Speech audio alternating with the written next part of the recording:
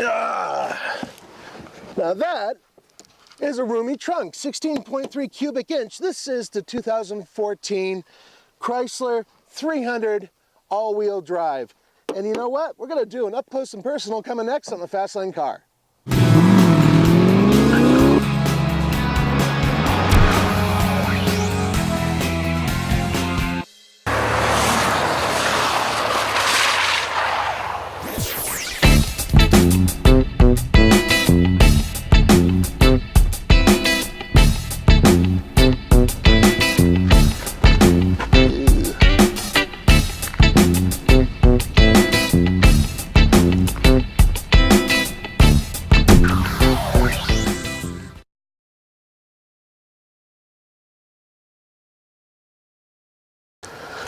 This is the Pentastar V6, 292 horsepower, 260 pound-feet of torque. And let me show you something. Yes, I know it's obnoxious that I pull these off, but there's a reason. Pentastar V6 in this car is very smooth and very quiet, and one of the reasons why it's quiet is I have never seen this much sound deadening material used in one of these shrouds. There's even more foam right here, and it kind of helps the engine purr like a kitten. Chrysler absolutely loves this setup, so much so that they put it in over 1 million of their vehicles. I'm talking about the V6 here. This engine is hooked up to an 8-speed automatic transmission and all-wheel drive. Chrysler, in their wisdom, thought to themselves, how can we possibly add more chrome to a vehicle? And they found a way. Between finding little spots in the bumper where they could slap it in there, adding even more to the front end, and then, of course, other splashes of chrome here and there. I'm not a big chrome fan. I always find that older vehicles, say in the 60s and even the early 70s, much nicer with lots of chrome. But it works in this case because this is a vehicle built for people who like to have a little bit of bling.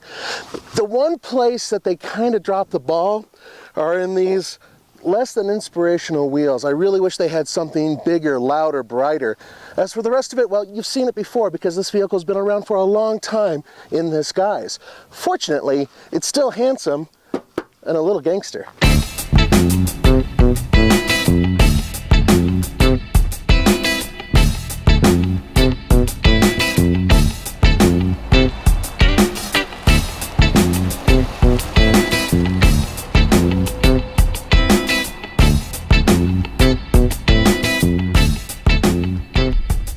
You're like a pimp driving this car. And I don't just mean a pimp in terms of the word pimp, hey, I'm cool. I mean, I want to dole out something to the people. I want to give something. I want to ride with hot chicks. This is a good car for that. The riding character of this car is pimp-like smooth. I want to wear a big hat, have a cane, big shoes. Ugh, love it. It's quiet, serene. Well, you're not going to get a lot out of a V6 that's built for quiet and comfort. On the road, when you really wind it up, it sounds pretty good.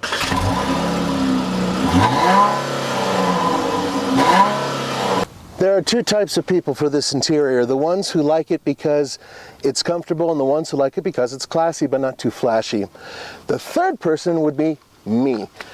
After sitting in vehicles like the Buick LaCrosse and even the Lincoln MKS, which this sort of competes against, I think that this is starting to age just a little bit. In fact, the whole car is. I think it's kind of on the way out in terms of styling. Recently, I sat in the Chrysler 200, brand new, very impressive interior, very modern, lots of good-looking woods, excellent balance to an interior. And then I looked at this and thought, you know what, this is kind of getting up there in age. But once again, if you're one of those two types of people who likes comfort or very mellow style, this is the place to be. The seats are fantastic. The foam that they use all throughout the cabin is excellent, very good for sound deadening, and very comfortable to place your elbow on. It's something I like to do. The rest of it, with the raised stitching, the instrumentation, buttons, everything is well laid out. The screen is massive. The entire package works really well for that type of person who's going to be in this car for long periods of time.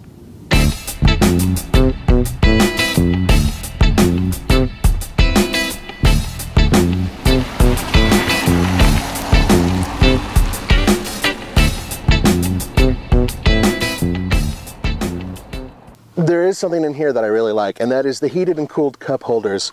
I'm one of those guys who likes to have a hot cup of coffee stay hot and a cold drink stay cold. And granted, it's not super hot or super cold, but it works. And I don't know, it's just kind of one of those nerdy little things that I think is very cool, and I wish all cars had it.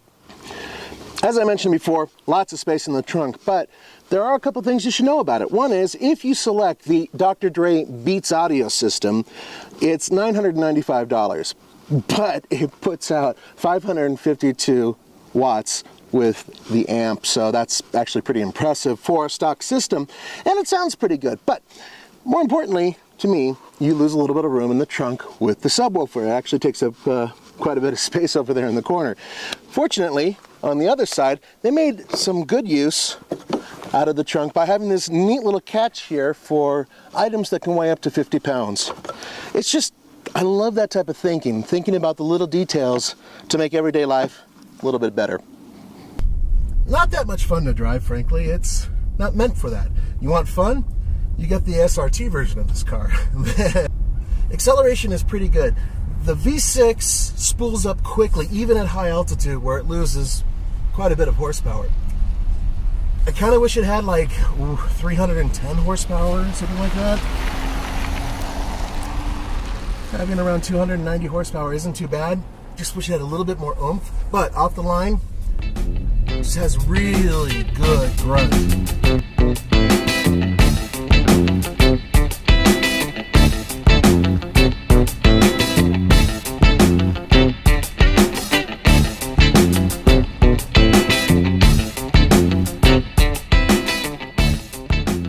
Backseat space isn't as good as it should be. This is a big vehicle, and it competes in a class where backseat space is really the main thrust of the whole thing. I mean, with my big boy shoes on, I'm about 6'1", and I just fit behind myself.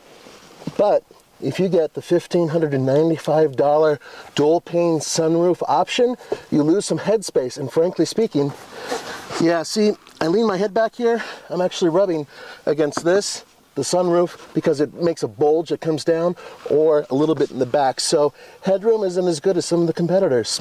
Bummer. The all-wheel drive 300C starts at around $39,000. This one, as equipped, is $45,000 and change, and you can easily get it up to nearly $50,000 if you slap on everything. So the question is, in this case, do I think it's worth nearly $46,000? I think it's a little overpriced for what we're getting. I think that it's a little bit old. I was kind of hoping for about $2,000 less, frankly. But I can say this, in terms of a smooth driver, excellent freeway cruiser, and lots of features, and being pretty damn efficient for an all-wheel drive vehicle, this Chrysler 300C does pretty well. For the Fast Lane Car, this is Nathan Adlin. See you next time.